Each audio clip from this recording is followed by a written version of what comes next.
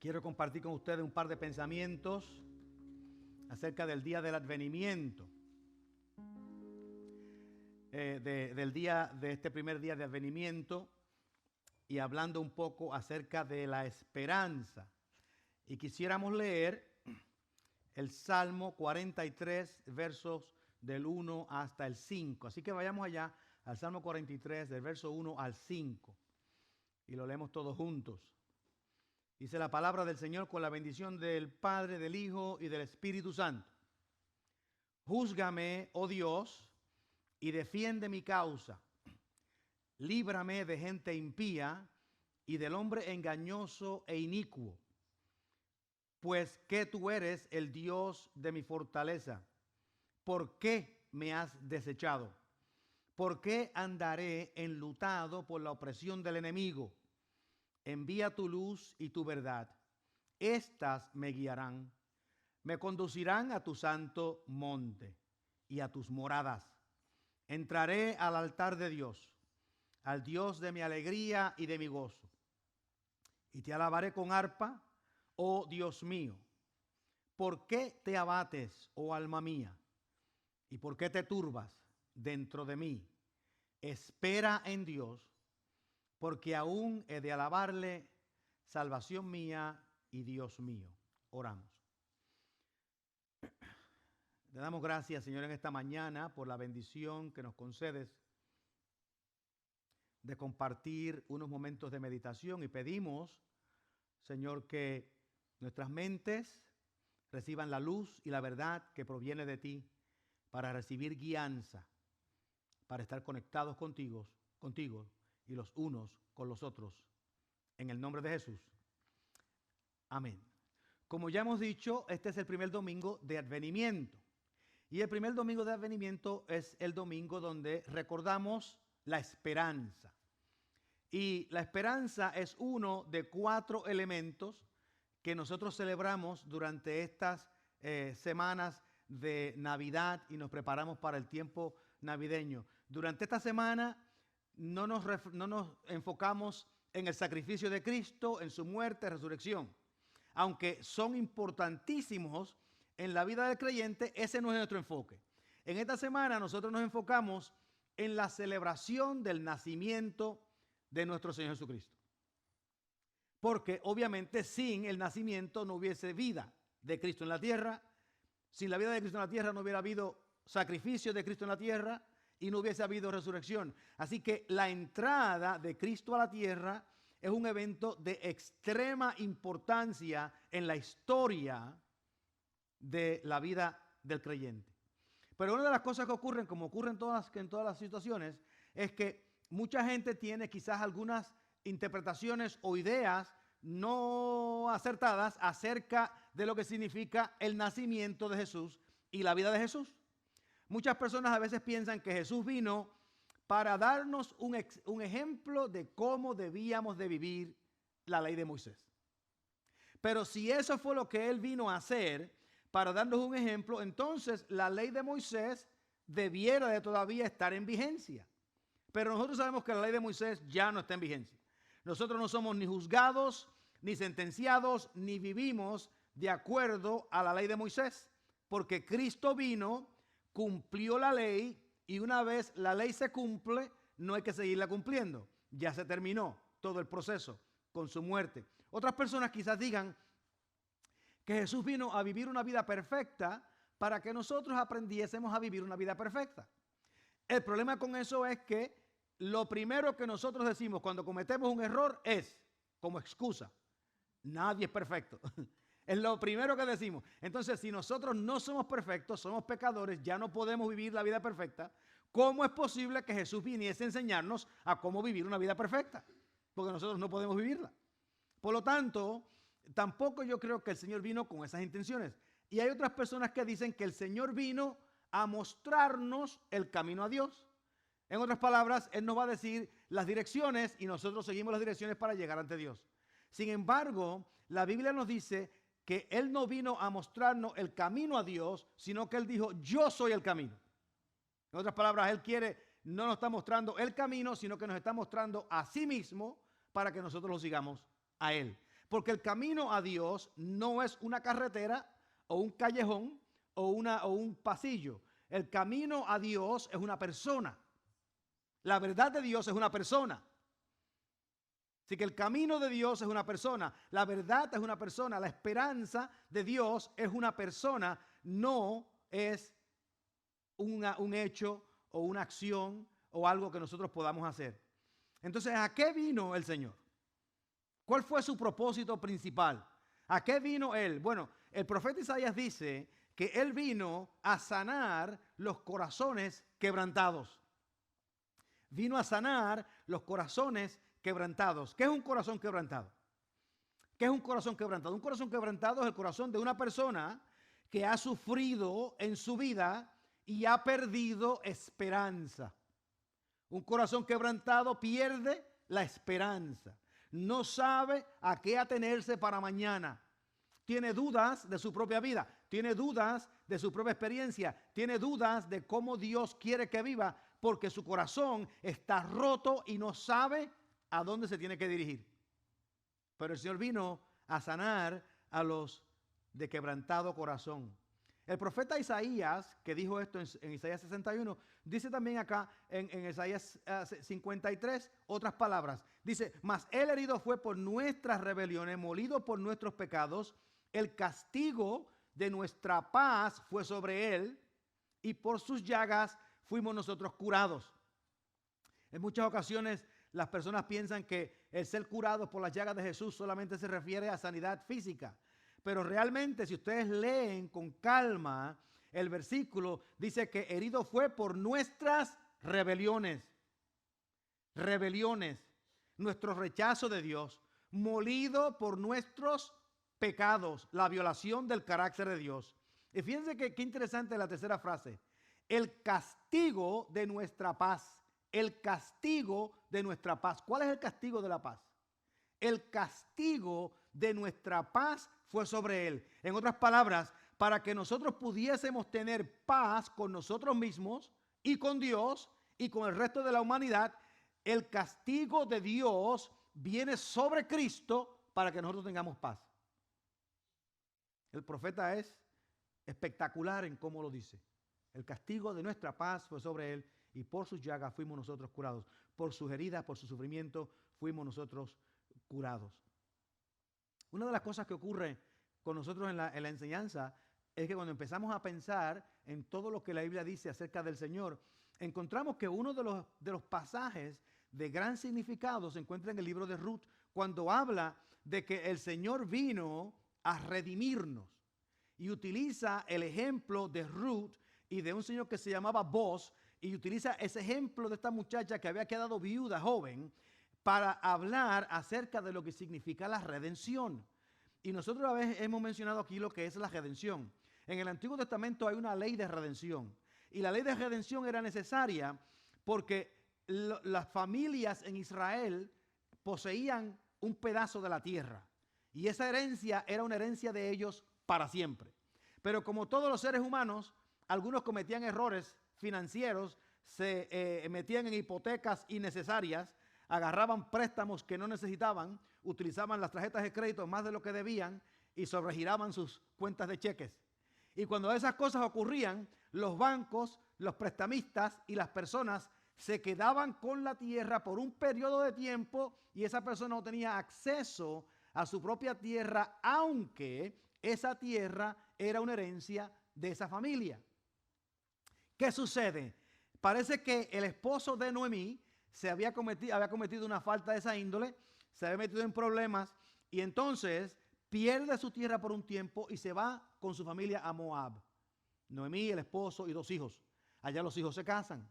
Y sucede como sucede en la historia. En este caso no sabemos qué le ocurre a los hijos, pero sabemos que el padre muere. Y sabemos que los 2 hijos mueren y las 2 jóvenes quedan viudas.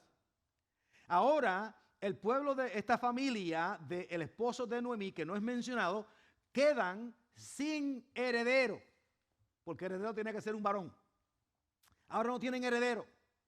Sin embargo, ahí está Noemí, que regresa a su casa, regresa a su tierra, junto con Ruth, sin herencia y sin esperanza de herencia. Lo único que podía ocurrir era que alguien pagara la deuda para restaurar la tierra a la familia de Noemí. Pero había un problema, no tenían heredero, varón. Boaz decide que él va a redimir, él va a pagar la deuda. Él va a pagar la deuda de Noemí. Él va a pagar la deuda de la familia de Noemí. Pero para que hubiese un heredero varón, él también tenía que casarse con Noemí. Pero Noemí estaba avanzada en edad y no podía tener hijos.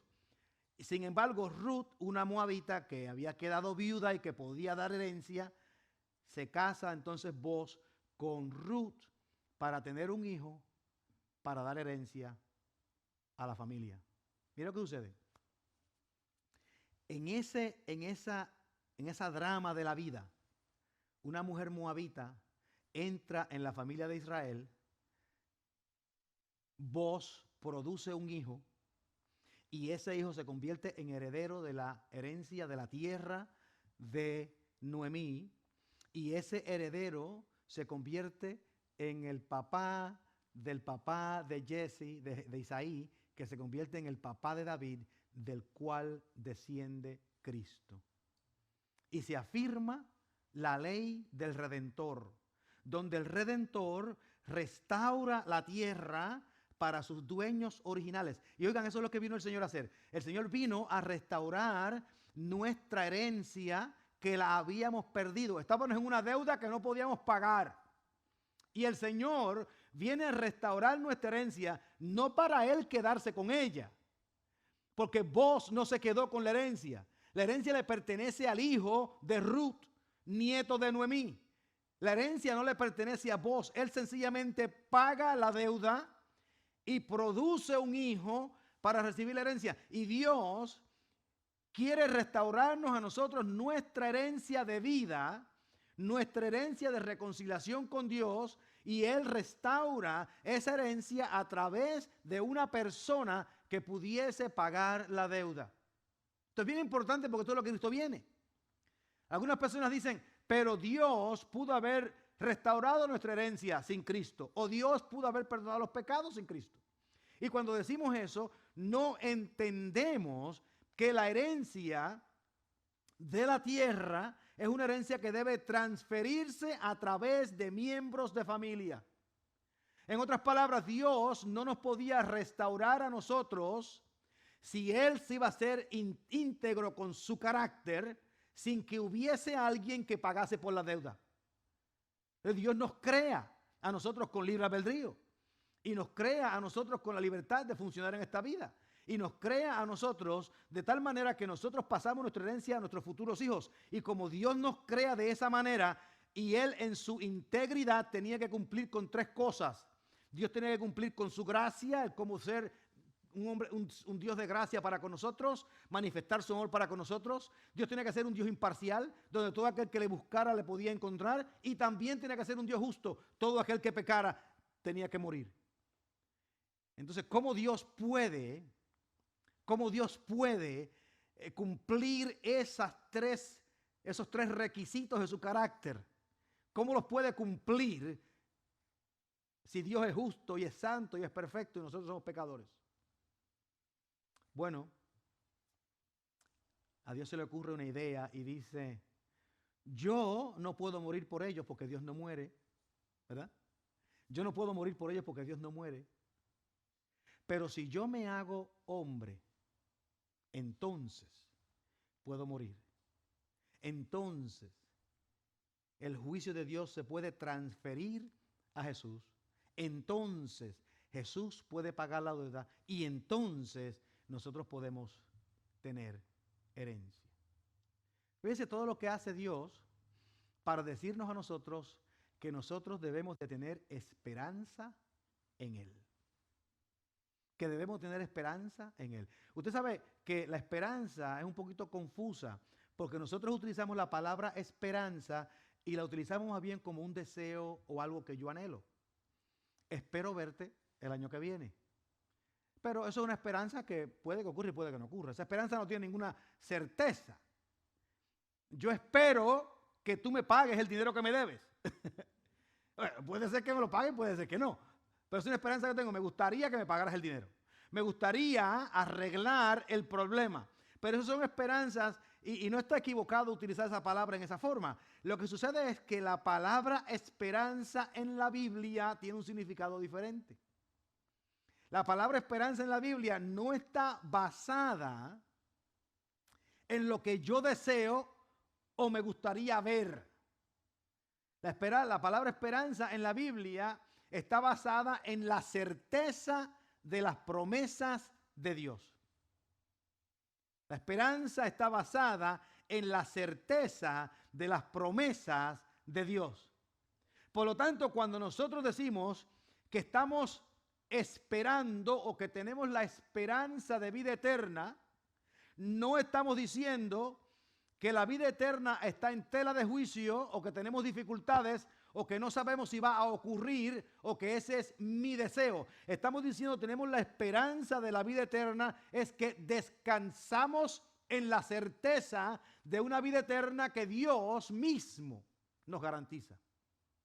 Nosotros esperamos la redención, esperamos la resurrección, esperamos el momento de estar en la presencia de Dios, pero esa no es una esperanza que está titubeando o que es un deseo o que es una necesidad. Esa es una esperanza que dice estamos certeros o ciertos o convencidos totalmente de que Cristo, que resucitó de los muertos, garantizó nuestra vida.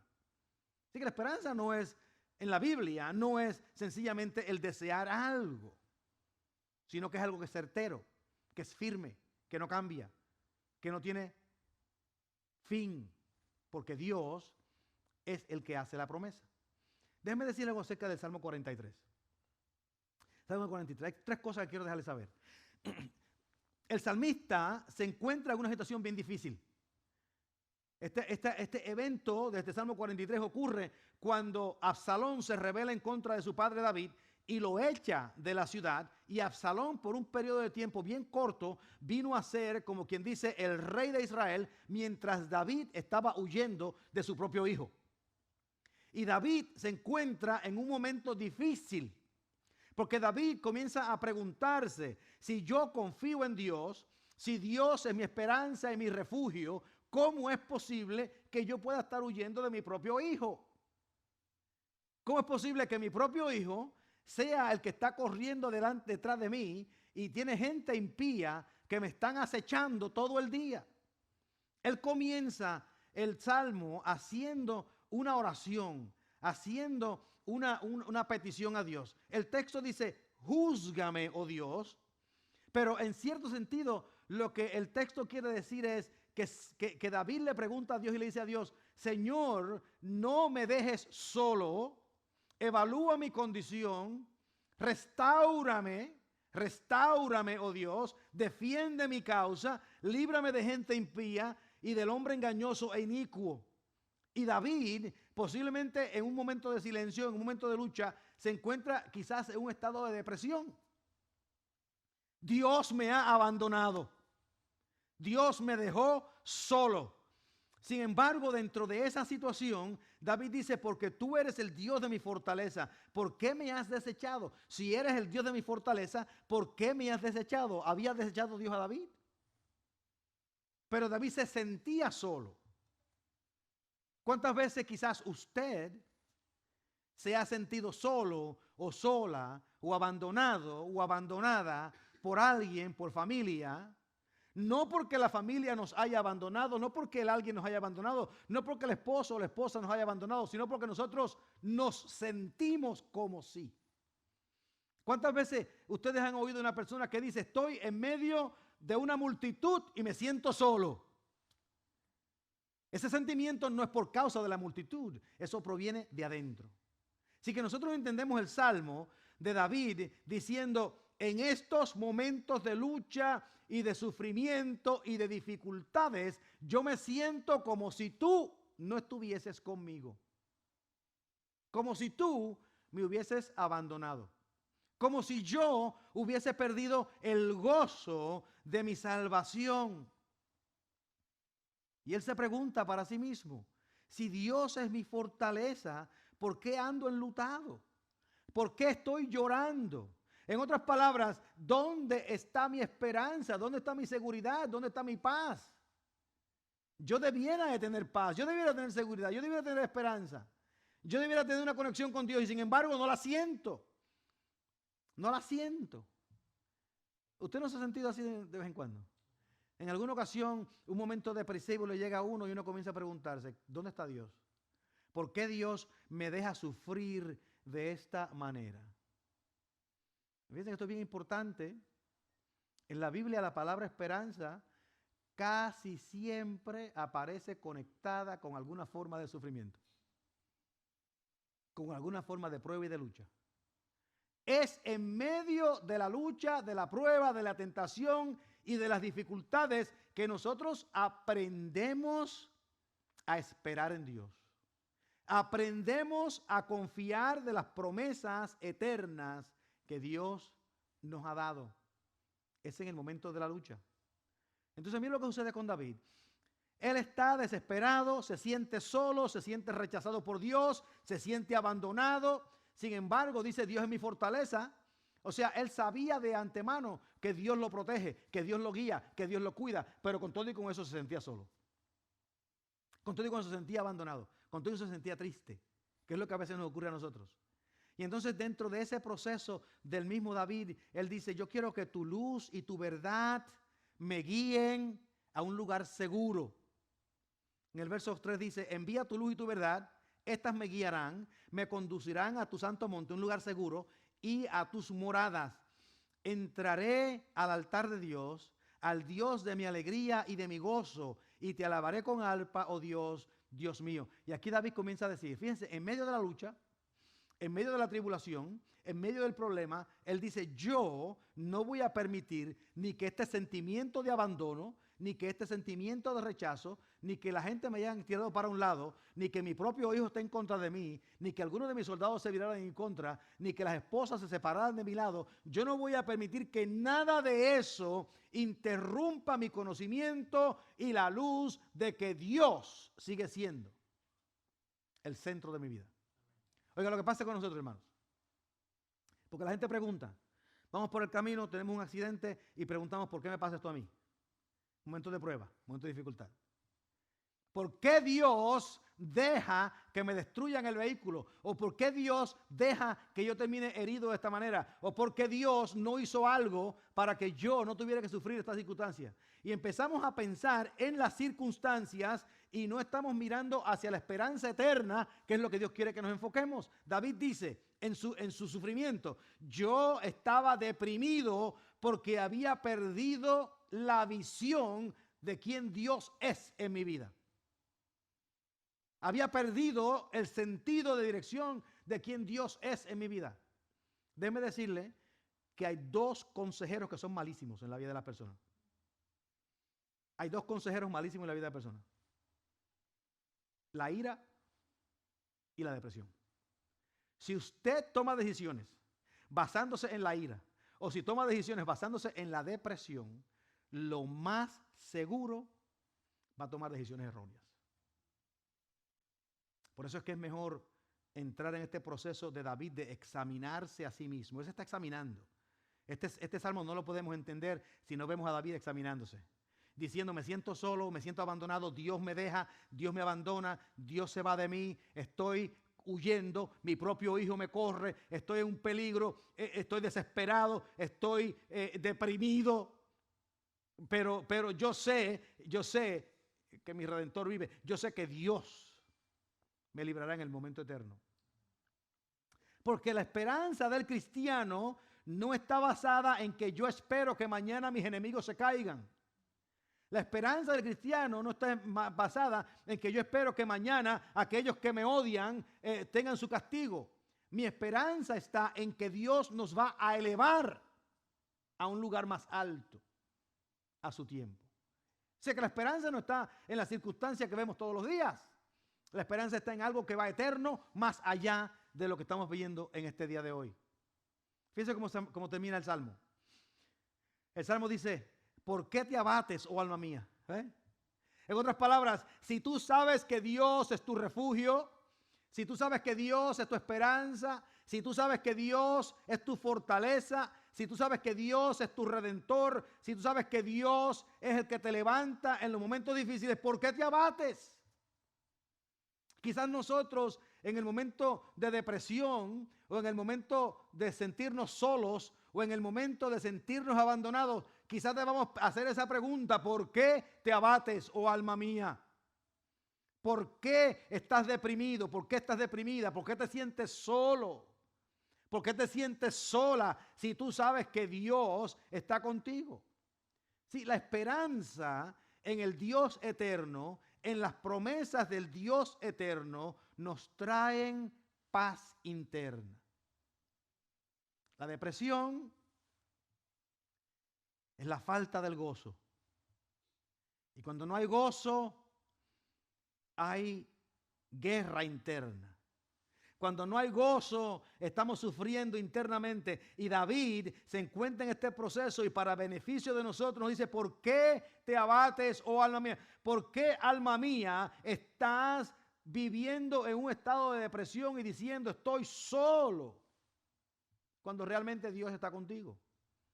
Tú sabes que Dios está contigo. Tú sabes que mi padre y mi madre me dejarán, pero Jehová con todo me recogerá. Tú sabes que no importa las circunstancias, Dios va a aparecerse en el momento. Y cuando Dios se aparezca, sabemos que Él es el que nos restaura. Entonces él hace la pregunta: ¿por qué te abates, Solomé? ¿Por qué te deprimes? ¿Por qué te sientes solo? ¿Por qué te sientes sola? ¿Por qué te turbas? ¿Por qué, oh alma mía, estás turbada? Y entonces él se aconseja a sí mismo. Se da un consejo a sí mismo. Espera en Dios. Ten esperanza en Dios. Espera en Dios. Porque aún es de alabarle. Salvación mía y Dios mío. Y a veces la vida nos acecha. Y cuando la vida nos acecha, pensamos que Dios nos dejó. ¿Ustedes se acuerdan que el Señor dijo esas mismas palabras en la cruz? En la cruz el Señor dice: Padre mío, ¿por qué me has desamparado? ¿Ustedes creen que el Señor en la cruz creía realmente que el Padre lo había abandonado? No, Él sabía que el Padre no lo había abandonado. Pero hace la pregunta porque en el momento del sufrimiento Él se sentía como si estuviese solo. Y en muchas ocasiones, así es como nos sentimos nosotros. En el momento de la dificultad, en el momento de las circunstancias, empezamos a perder la esperanza porque nuestra esperanza no está enfocada en lo eterno, no está enfocada en el carácter de Dios, sino que nuestra esperanza está enfocada en las circunstancias y posibilidades humanas. Y cuando las circunstancias son contrarias y las posibilidades humanas no parecen tener solución, perdemos esperanza. En el ejército, una de las reglas que nosotros teníamos era la siguiente: si venía un soldado o un familiar con un poco de depresión, una de las preguntas que queríamos hacer era acerca de cómo se sentían ellos en términos de su esperanza, cómo ellos esperaban y veían el futuro. Porque nosotros sabíamos que un soldado que dijera que no tenía esperanza para mañana era un soldado a riesgo del suicidio. Porque la esperanza nos da un motivo para vivir. Y el motivo de nosotros para vivir es que esperamos en el Dios que nos redimió, que resucitó de los muertos y que un día nos resucitará con Él. Si nosotros aprendemos esa lección, yo creo que podemos derrotar la depresión, podemos derrotar nuestro sentido de soledad, podemos derrotar nuestro sentido de abandono, porque mi padre y mi madre me dejarán, pero Jehová con todo me recogerá. Oramos. Te damos gracias, Dios, por este día y por esta bendición, y pedimos que en el nombre de Jesús, en esta mañana, Señor, tú nos des esa motivación de esperanza, ese motivo de de crecer en ti, de vivir contigo, de estar en comunión contigo, de saber que no importa las circunstancias, Señor, podemos vivir en paz con los demás, con nosotros mismos y contigo. Gracias te damos en esta mañana por tus bendiciones. Permite, Señor, que crezcamos en ti. En el nombre de Jesús. Gloria a Dios. Amén.